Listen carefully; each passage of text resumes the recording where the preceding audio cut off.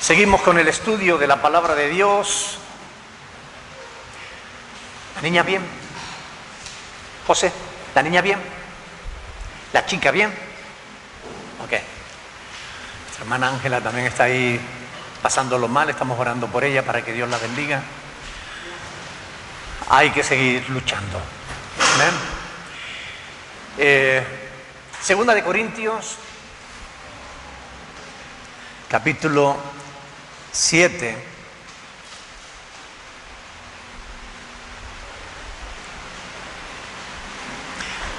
Nos quedamos en el versículo 1 y ahí seguimos. Segunda de Corintios, capítulo 7, versículo 1. Leámoslo para que sepamos dónde nos quedamos. Estamos haciendo un estudio sistemático de la palabra de Dios y eso significa que estamos texto a texto tratando de entender qué es lo que dice la Sagrada Escritura. Pablo dice aquí en esta carta que él escribió a los Corintios, capítulo 7, versículo 1, así que, amados, puesto que tenemos tales promesas, limpiémonos de toda contaminación de carne y de espíritu, perfeccionando la santidad en el temor de Dios. Bueno, ya estuvimos viendo qué significaba eso de perfeccionar la santidad, ¿verdad? Se refiere a que la santidad, a pesar de que fuimos santificados en Cristo, cuando creímos en Él, Él nos perdonó todos nuestros pecados. ¿Recuerdan? 1 Corintios 1:2 dice, a los santificados en Cristo Jesús, llamados a ser santos, con todos los que en cualquier lugar invocan el nombre del Señor. Es decir, el creyente ha sido santificado por medio de la obra de Cristo. Cuando una persona se acerca a Dios, pide perdón por sus pecados y le abre su corazón, esa persona es perdonada, limpiada, justificada, santificada. A partir de ese momento esa persona es como si naciera de nuevo. Por eso la Biblia habla de nacer de nuevo, ¿verdad? Es decir, de hacer borrón y cuenta nueva, de empezar una nueva vida, no ya tratando de agradar a Dios en nuestra carne, en nuestra fuerza, sino dejando que Dios mismo, por medio del Espíritu Santo en nuestra vida, nos ayude a hacer la voluntad de Dios. Amén. Santificados en Cristo Jesús. Pero esa santidad somos llamados a mantenerla. Somos llamados a apartarnos de toda aquella cosa que desagrade a Dios, de todo aquello que ofende a Dios, de todo aquello que no nos conviene. Y por eso el apóstol dice aquí, perfeccionando la santidad, porque la santidad debe ser perfeccionada día tras día. La palabra perfeccionando, como explicábamos, es un verbo presente activo, continuo, perfeccionando cada día, perfeccionando siempre, lo cual da la idea de continuidad. No es algo que ocurra una vez, en un momento y ya está. Ya fuimos santificados, ya somos santos, ya no vamos a pecar nunca más, porque esto no es verdad. A veces, aún sin querer, nos equivocamos, metemos la pata, herimos a alguien, ofendemos a Dios, por un pensamiento, por una palabra, por algo que hacemos, y nuestra santidad se resiente. Por eso necesitamos seguir perfeccionando nuestra santidad día tras día. Y esto coincide con todo lo que el apóstol Pablo había comentado en los versículos anteriores. Recuerdan, en el capítulo 6, del 17 en adelante, había dicho, salid de ahí apartados de todas estas cosas, ¿verdad? Bueno, nuestra relación con Dios debe estar fundamentada en un respeto reverente, en una profunda reverencia a Dios, todo el tiempo de nuestra vida. No se trata de respetarlo una vez y ya está, ni se trata de respetarlo el domingo por la mañana un ratito y el resto de la semana hacer lo que nos da la gana. No es así. El santo tiene que seguir siendo santo todos los días de su vida.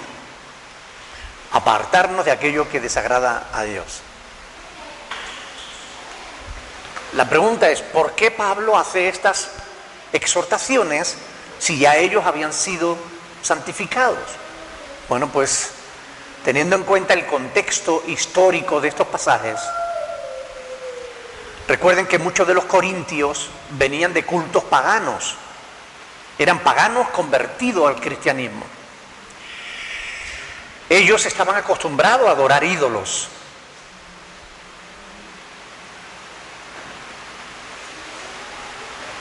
Una vez en la iglesia, estos mismos corintios, ya convertidos, bien por compromisos con la familia, bien por otros motivos, a veces seguían participando de los cultos paganos.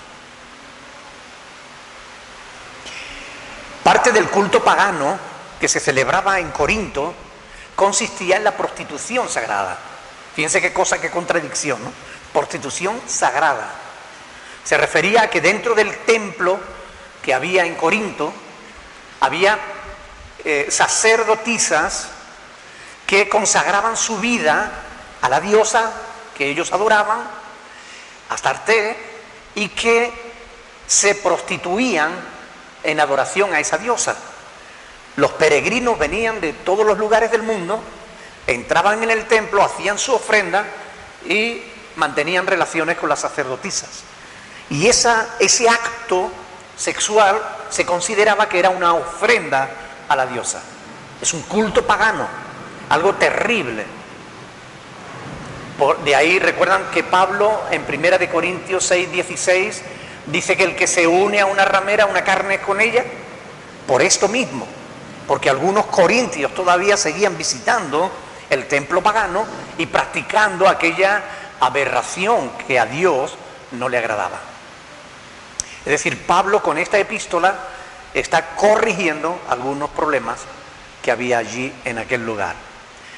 Les advierte que todo eso contamina la carne y el espíritu y que tenemos que limpiarnos de esas cosas. Porque Dios es un Dios celoso y Él reclama exclusividad por nuestra parte. Él quiere que le adoremos solo a Él. Él es el creador, tiene derecho a ser adorado únicamente a Él.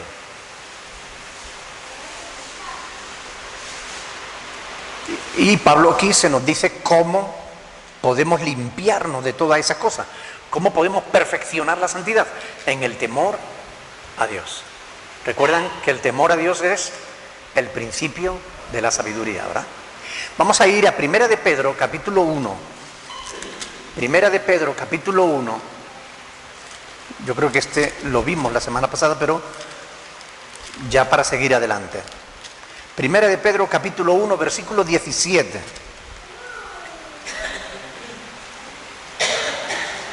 Dice, y si invocáis, 1 de Pedro 1, 17, y si invocáis por Padre a aquel que sin acepción de personas juzga según la obra de cada uno, que dice, conducíos en temor todo el tiempo de vuestra peregrinación. Es decir, aquí la palabra temor significa en respeto reverente a Dios. Conducíos en temor a Dios todo el tiempo de vuestra peregrinación, todo el tiempo que estamos aquí en este mundo. No se trata de separarse de, sino también de separarse para. Son dos cosas diferentes. Separarnos de toda falsa doctrina, separarnos de toda práctica pagana. Todo eso es separarse de. Pero también debemos entender que perfeccionar la santidad en el temor de Dios es separarse para Él, para Dios. ¿Ok? ¿Qué caracteriza al verdadero discípulo de Cristo?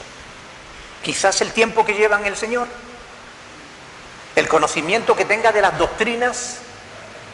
¿Qué es lo que caracteriza al verdadero discípulo de Cristo? Los frutos. Hacer de Cristo el centro de su vida.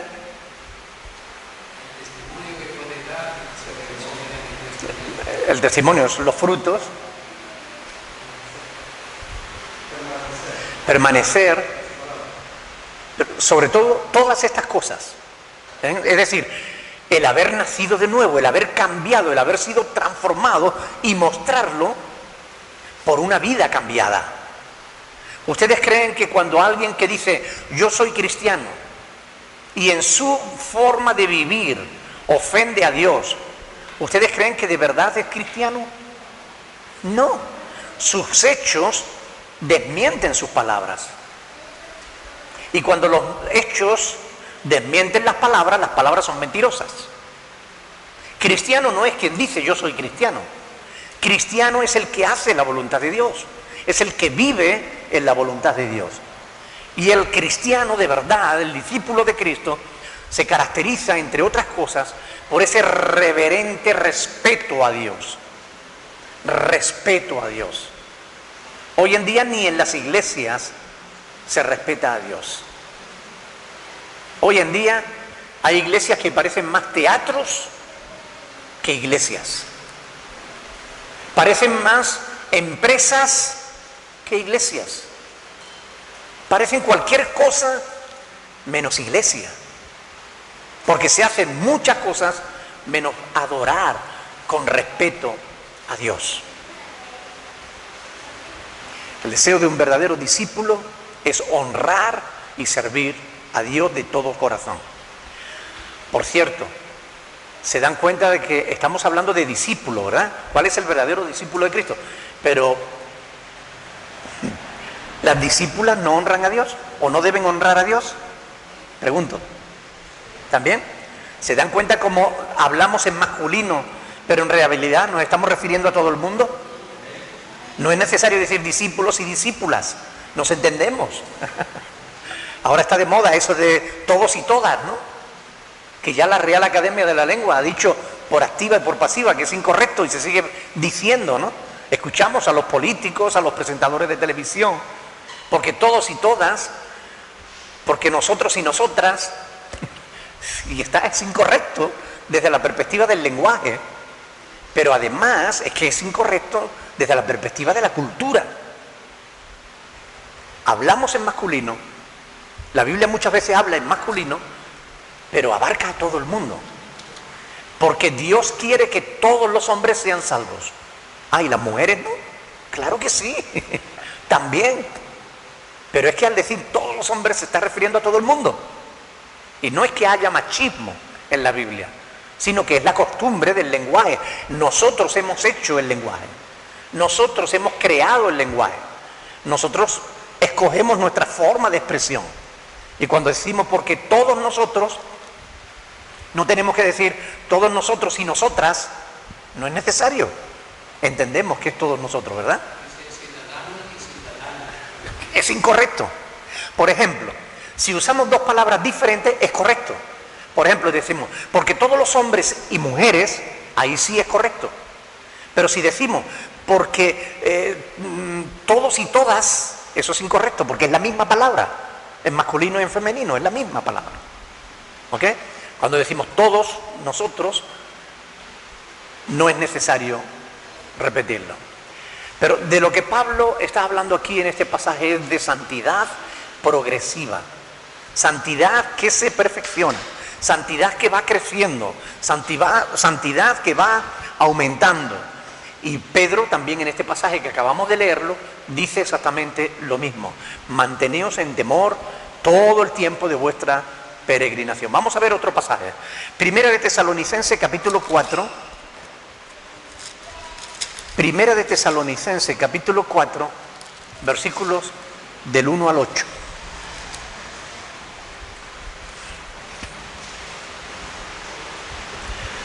Voy a enfatizar algunas cosas que se dicen aquí, en este pasaje, porque son interesantes. Primera de Tesalonicenses, capítulo 4, versículo 1 en adelante. Dice, por lo demás, hermanos, os rogamos, por cierto, una vez más, hermanos y hermanas, ¿verdad? Por lo demás, hermanos, os rogamos y exhortamos en el Señor Jesús, que de la manera que aprendisteis de nosotros, cómo conviene conducir y agradar a Dios, así que abundéis más y más.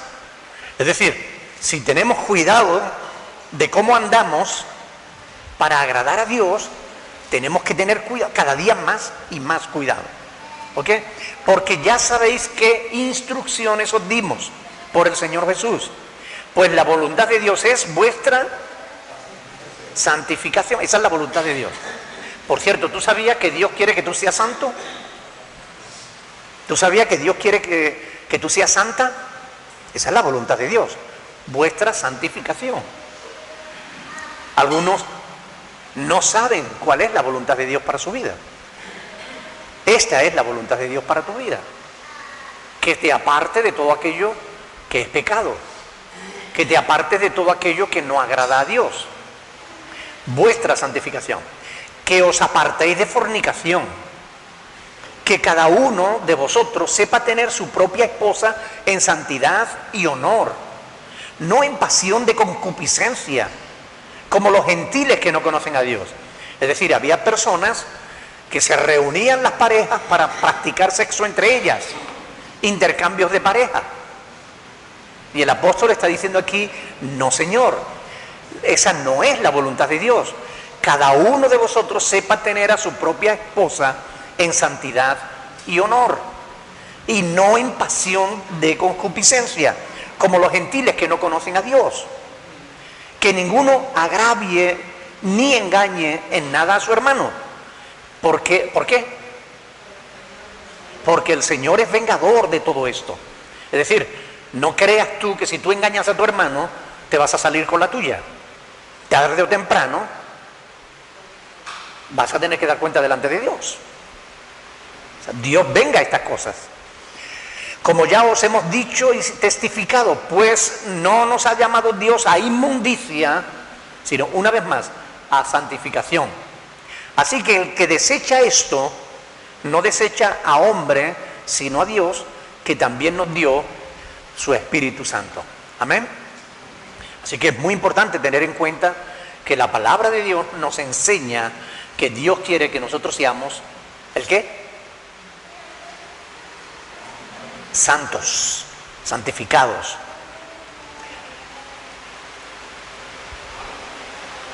Pertenecer a la familia de Dios significa que tenemos que buscar la pureza moral, la pureza espiritual, esforzarnos porque nuestra santidad sea más perfecta cada día. Vamos a ir al 2 de Corintios capítulo 7, versículo 2. 2 de Corintios capítulo 7, versículo 2. Aquí es donde debería comenzar el capítulo 7, porque el versículo 1 en realidad es la conclusión del capítulo anterior. Vamos a hacer una cosa. Como todos estos versículos del capítulo 7 están unidos, para poder entenderlo vamos a leer el capítulo completo, el capítulo 7. Y después vamos a ir paso a paso meditándolo. Pero para que podamos captar la idea, vamos a leer el capítulo 7. ¿De acuerdo? Presten atención. Pablo dice, admitidnos. A nadie hemos agraviado, a nadie hemos corrompido, a nadie hemos engañado. No lo digo para condenaros, pues ya he dicho antes que estáis en nuestro corazón, para morir y para vivir juntamente. Mucha franqueza tengo con vosotros, mucho me glorío con respecto de vosotros. Lleno estoy de consolación, sobreabundo de gozo en todas nuestras tribulaciones, porque de cierto cuando vinimos a Macedonia, ningún reposo tuvo nuestro cuerpo, sino que en todo fuimos atribulados, de fuera conflicto, de dentro temores. Pero Dios, que consuela a los humildes, nos consoló con la venida de Tito. Y no solo con su venida, sino también con la consolación con que él había sido consolado en cuanto a vosotros, haciéndonos saber vuestro gran afecto, vuestro llanto, vuestra solicitud por mí, de manera que me regocijé aún más. Porque aunque os contristé con la carta, no me pesa. Aunque antes lo lamenté, porque veo que aquella carta, aunque por algún tiempo os contristó, ahora me gozo, No porque hayáis sido contristados, sino porque fuisteis contristados para arrepentimiento. Porque habéis sido contristados según Dios, para que ninguna pérdida padecieseis de nuestra parte. Porque la tristeza que es según Dios produce arrepentimiento para salvación, de que no hay que arrepentirse, pero la tristeza del mundo produce muerte. Porque he aquí esto mismo de que hayáis sido contristados según Dios, ¿qué solicitud produjo en vosotros? ¿Qué defensa? ¿Qué indignación? ¿Qué temor? ¿Qué ardiente afecto? ¿Qué celo? ¿Qué vindicación? En todo os habéis mostrado limpios en el asunto. Así que, aunque os escribí, no fue por causa del que cometió el agravio, ni por causa del que lo padeció, sino para que se os hiciese manifiesta nuestra solicitud que tenemos por vosotros delante de Dios. Por esto hemos sido consolados en vuestra consolación, pero mucho más nos gozamos por el gozo de Tito, que haya sido confortado su espíritu por todos vosotros. Pues si de algo me he gloriado con él respecto de vosotros, no he sido avergonzado, sino que así como en todo os hemos hablado con verdad, también nuestro gloriarnos con Tito resultó verdad. Y su cariño para con vosotros es aún más abundante, cuando se acuerda de la obediencia de todos vosotros, de cómo lo recibisteis con temor y temblor. Me gozo de que en todo tengo confianza en vosotros. Aquí percibimos un cambio de tono en el escrito del apóstol Pablo. Haciendo un breve repaso de lo que había escrito hasta ahora, sabemos que habían surgido conflictos entre Pablo y los corintios, debido a que se habían malinterpretado algunas de sus doctrinas, algunas de sus enseñanzas. Él hablaba de la libertad en Cristo y algunos paganos recién convertidos aprovecharon las enseñanzas de Pablo para dar rienda suelta a su libertinaje, convirtiendo el cristianismo en una anarquía, en un hagamos lo que queramos, ¿no? Que Cristo nos perdona. Mientras que los judaizantes lo acusaron de libertino, de asalariado, bueno, y de muchas cosas más. Todas estas acusaciones, lógicamente, eran falsas contra el apóstol. Y el apóstol, para aclararlo, hizo un viaje breve a Corinto. Pero en vez de solucionar los problemas, la verdad es que la situación se agudizó mucho más. Por esa razón escribió una carta reprendiéndolos con severidad. Carta que llevó en mano su colaborador Tito. Claro, al no tener Pablo noticias de Tito, se preocupó. Y entonces él viajó hasta Macedonia, donde allí se encontró con Tito. Y le dio buenas noticias. Pablo, los corintios se han arrepentido, han reconocido su error, están solícitos por ti. Y bueno, todas estas noticias alegraron el corazón del apóstol.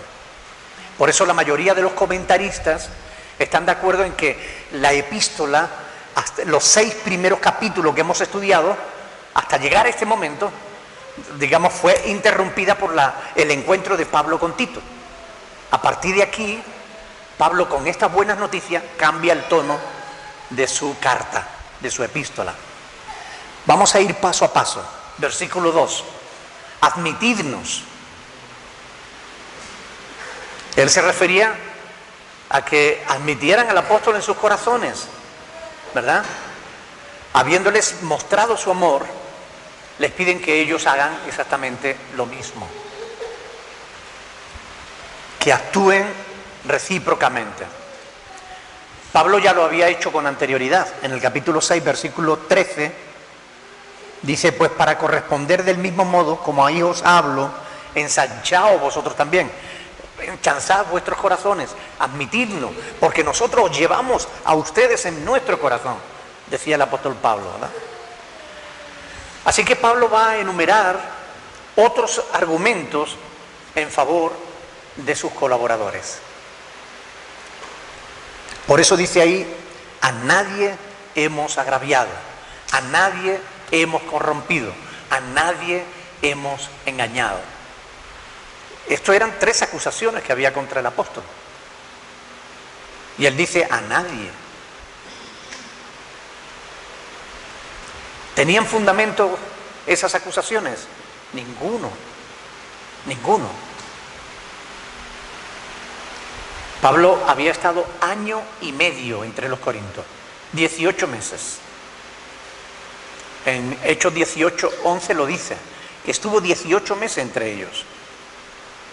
Y ninguno podía acusarle de estas cosas. A nadie hemos agraviado. Agraviar en griego es adikeo y significa hacerle injusticia. Pablo está afirmando aquí, yo no he sido injusto con nadie, con ninguno. Maltratar, hacer daño a alguien. Ningún corintio podía acusar a Pablo de estas cosas. Él no había maltratado a nadie. Él no había sido injusto con nadie. Él no le había hecho daño absolutamente a nadie. Vamos a ver en Mateo capítulo 20, versículo 13 al 15, Mateo 20 del 13 al 15.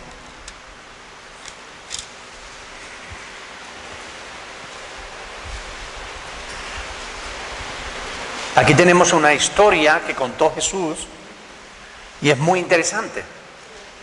Mateo capítulo 20,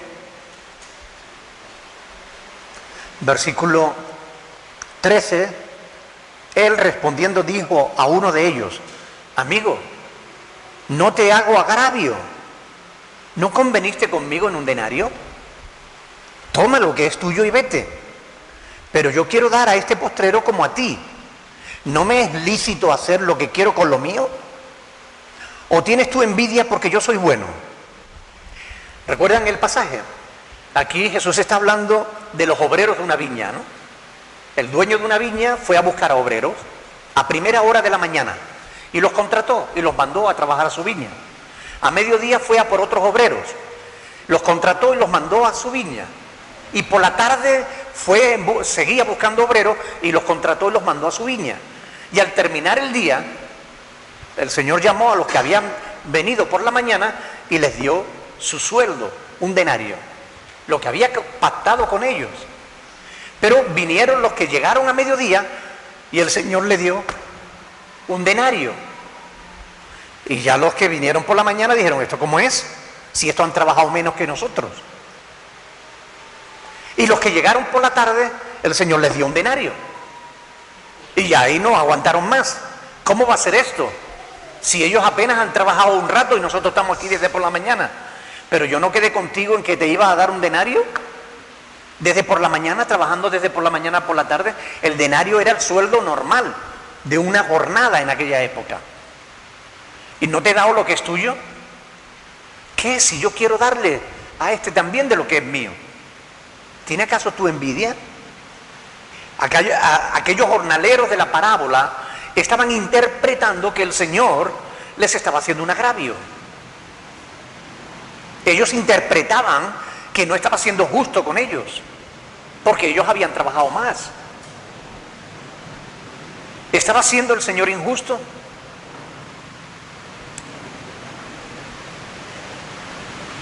Si no le hubiera dicho cuánto les iba a pagar, a lo mejor.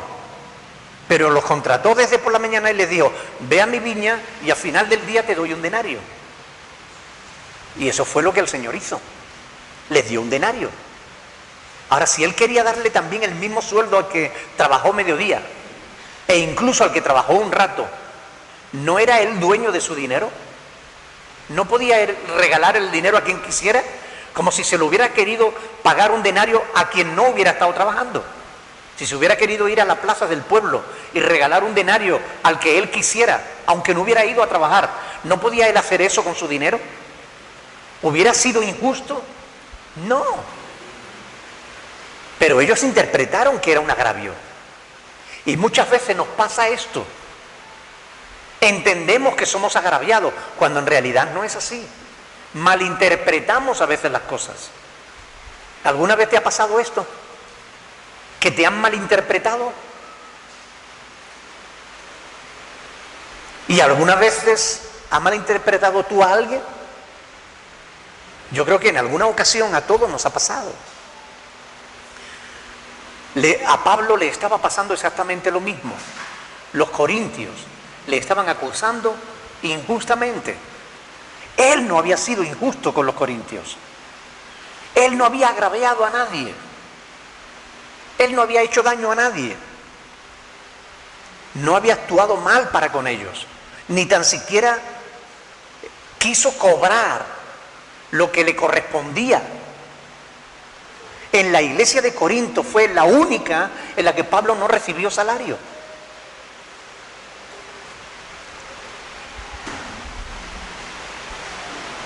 Primera de Corintios capítulo 9. Primera de Corintios capítulo 9.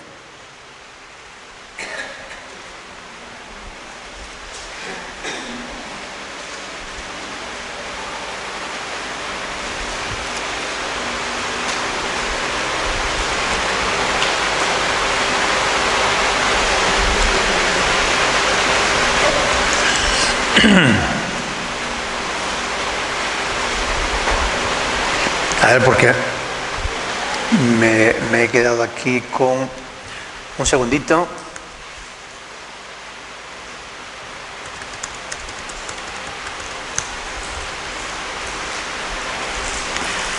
Versículo 18, es que puse versículo 8 y no me cuadraba. Versículo 18. 9:18. ¿Cuál es pues mi galardón? Que predicando el Evangelio presente gratuitamente el Evangelio de Cristo para no abusar de mi derecho en el Evangelio. Quiero llamar vuestra atención sobre estas últimas palabras que dice Pablo aquí en este pasaje, porque hay muchos que afirman que los siervos de Dios no deben cobrar salario de la iglesia. Ustedes saben que ahora hay mucho problema con el tema del diezmo, ¿verdad? Algunos han pretendido robarle a la iglesia sacándole el 10% de su salario. Es algo incorrecto, porque la iglesia no está bajo la ley mosaica. La iglesia no es el pueblo de Israel, ni los pastores somos descendientes de la tribu de Leví, por tanto no estamos autorizados por Dios para recibir diezmos. Pero sí dice el Señor, aquí mismo en el versículo 14, fíjense lo que dice el Señor en el versículo 14. Así también ordenó el Señor a los que anuncian el Evangelio, ¿qué dice? Que vivan del Evangelio.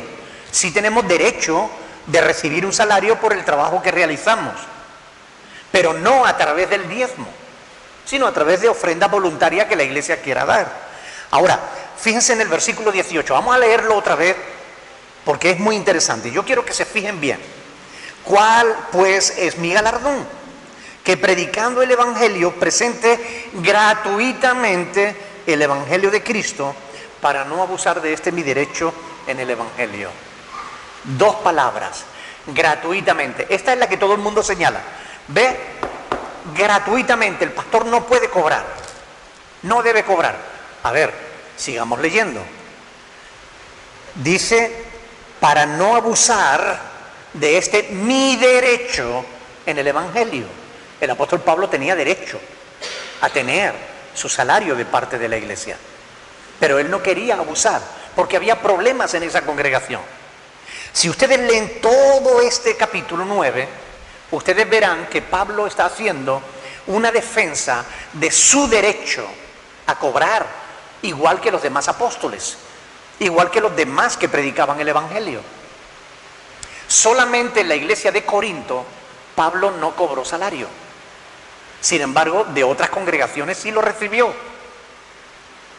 Y tenemos prueba de ellos en las Sagradas Escrituras. Vamos a ir, vamos a leer aquí. Miren, a partir del versículo 3 del capítulo 9. Contra los que me acusan, esta es mi defensa, dice Pablo. ¿Acaso no tenemos derecho de comer y de beber? Primera de Corintios 9:3. Contra los que me acusan, esta es mi defensa. Dice, ¿acaso no tenemos derecho de comer y de beber? ¿Lo tenían o no? Claro. No tenemos derecho de traer con nosotros una hermana por mujer, como también los otros apóstoles y los hermanos del Señor y Cefas. Nosotros sabemos por el testimonio de la Escritura que Pablo no tenía mujer. Pablo estaba dedicado por entero a la obra del Señor, pero Bernabé sí. Y en aquella época las esposas de los apóstoles iban con los apóstoles a todos lados. ¿Ok? Entonces dice, o solo yo y Bernabé no tenemos derecho ¿de qué? De no trabajar. Ahora dicen mucho, el pastor si quiere cobrar que se vaya a trabajar. Como si el pastor no realizara un trabajo enorme. ¿Verdad? ¿Quién fue jamás soldado a sus propias expensas? ¿Quién planta viña y no come de su fruto? ¿O quién apacienta el rebaño y no toma de la leche del rebaño? ¿Digo esto solo como hombre? ¿No dice esto también la ley? Porque en la ley de Moisés está escrito, no pondrás bozal al buey que trilla. ¿Tiene Dios cuidado de los bueyes? ¿O lo dice enteramente por nosotros?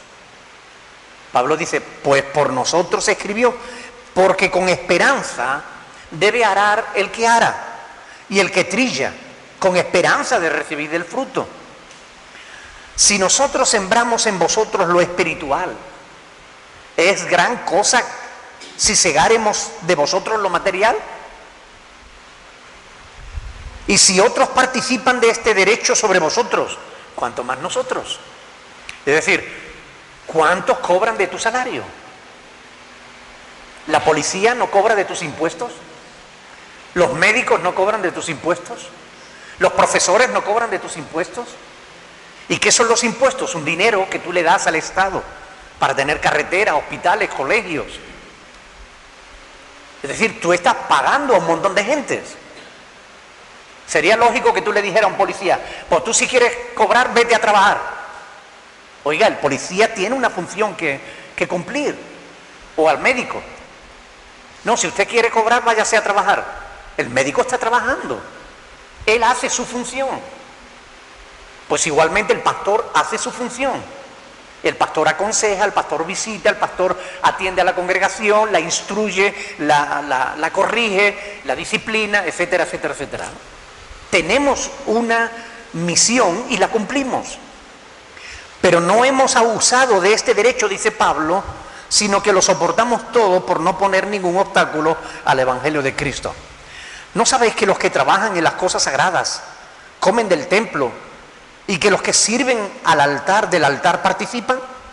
Pues así también ordenó, como dice aquí el Señor, a los que anuncian el Evangelio, que vivan del Evangelio. Así que, aunque Pablo, como digo, no quiso cobrar de la iglesia de Corintio, sí lo hizo de otras iglesias. Vamos a ver Filipenses capítulo 4. Filipenses capítulo 4. Vamos a ver cómo Pablo sí recibió dinero de otras congregaciones. Y algunos creen que no, que Pablo nunca recibió ningún dinero por predicar. Sí lo recibió. Filipenses capítulo 4, vamos a leer los versículos a partir del versículo 10. Dice Pablo, en gran manera me gocé en el Señor de que ya al fin hayáis revivido vuestro cuidado de mí, de lo cual estabais solícitos, pero os faltaba la oportunidad.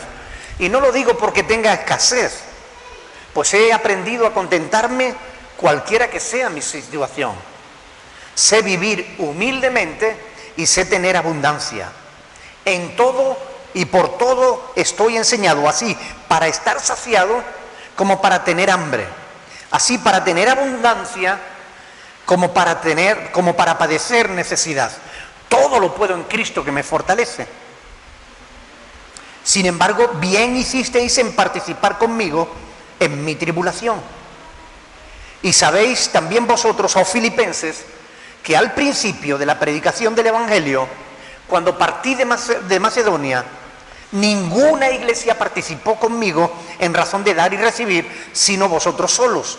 Pues aún a Tesalónica me enviasteis una y otra vez para mis necesidades. No es que busque dádivas, sino que busco fruto que abunde en vuestra cuenta. Pero todo lo he recibido y tengo abundancia, estoy lleno, habiendo recibido de Epafrodito lo que enviasteis, olor fragante, sacrificio acepto, agradable a Dios. Mi Dios pues suplirá todo lo que os falte conforme a sus riquezas en gloria en Cristo Jesús. Y al Dios y Padre nuestro sea gloria por los siglos de los siglos. Amén.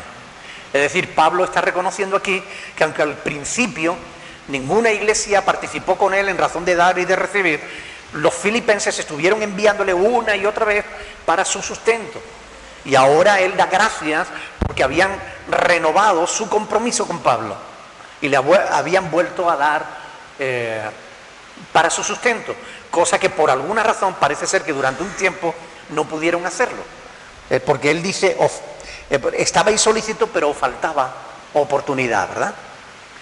Pero es importante tener en cuenta esto, porque todas estas cosas hay que conocerlas en profundidad, porque a veces oímos cosas y las repetimos sin llegar a entenderlas.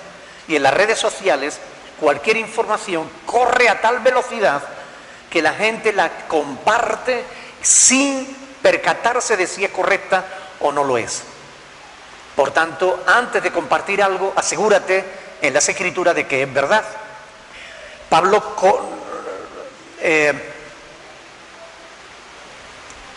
¿Codició Pablo los dones de los corintios? No, ni siquiera cobró.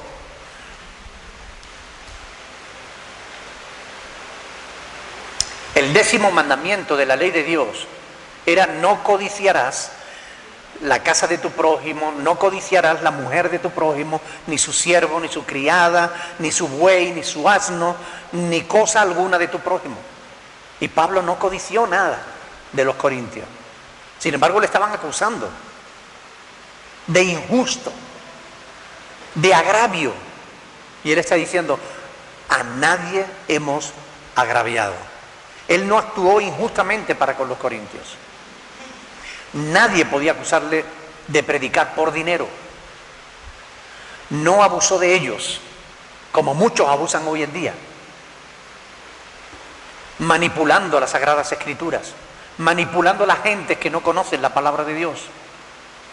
Nadie podía acusar a Pablo, ni tan siquiera les exigió lo que era su derecho. Su conducta estaba por encima de todo reproche. Actuó de forma irreprensible, como era exigible a un siervo de Dios.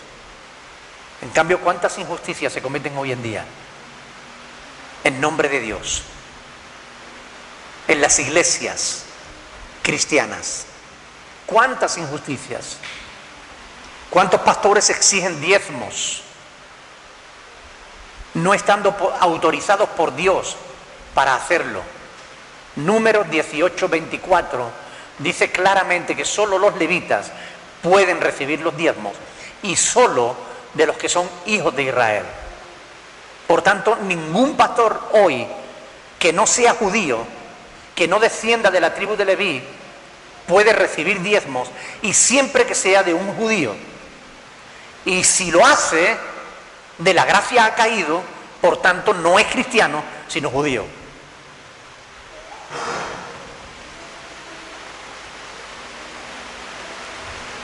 Hay muchas cosas por las que hoy se cobran en las iglesias. Por ejemplo,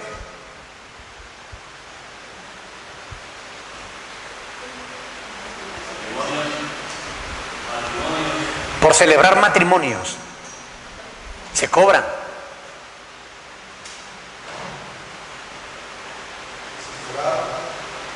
Por discipulado.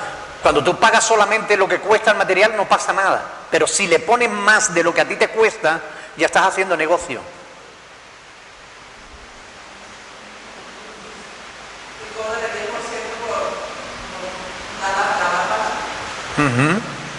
Los diezmos, ¿verdad? Para hacer una misa, por ejemplo, ¿no?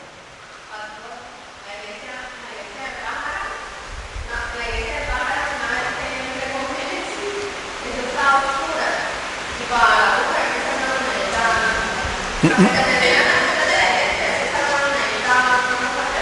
No me entero. Alguien que me repita, que es que no llega aquí.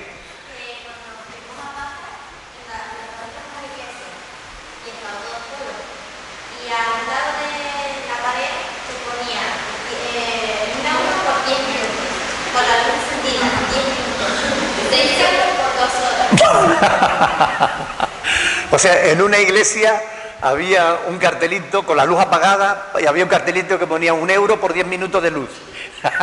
6 euros por 2 horas, ¿no? Increíble. Pero es verdad.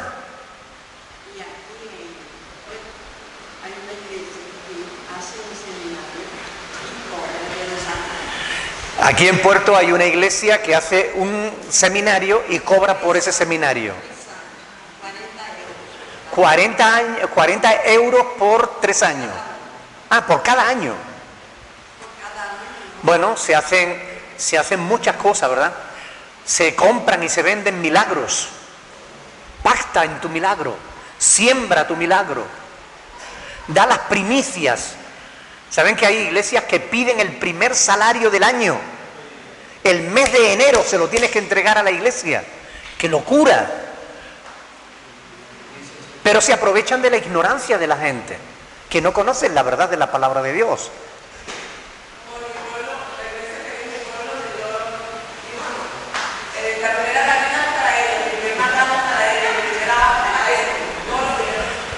O sea que las primicias, eso es falso. O sea, todo eso pertenece al antiguo pacto, al pacto de Dios con Israel, pero nosotros no somos judíos. Por tanto, no estamos obligados a celebrar las primicias, ni las fiestas paganas, ni nada de aquello. Es verdad. Ahora, muchos serán acusados delante de Dios el día que comparezcan para ser juzgados por cómo enseñaron y predicaron la palabra de verdad. ¿Ustedes creen que Dios le pasará por alto estas cosas? ¿O les demandará realmente por lo que han hecho? ¿Serán aprobados o reprobados? Sin duda. Lo dejamos aquí porque se nos ha ido el tiempo, pero es verdad. Pablo en ningún momento agravió a nadie en Corinto. Jamás se benefició de su posición como apóstol de Jesucristo para enriquecerse, como hoy hacen muchos.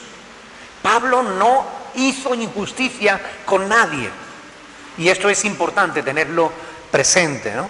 Ojalá los falsos apóstoles de hoy siguieran el ejemplo de Pablo.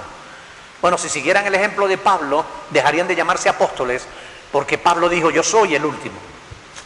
Por tanto, dejarían de hacer negocio con la fe de los demás, ¿verdad?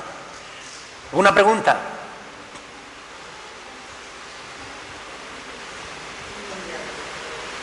No hay pregunta. Bueno, vamos a ponernos de pie, vamos a orar al Señor, dándole gracias por su palabra. Próximo jueves, si Dios quiere, seguiremos estudiando la palabra del Señor. Amén. Bueno, gloria a Dios.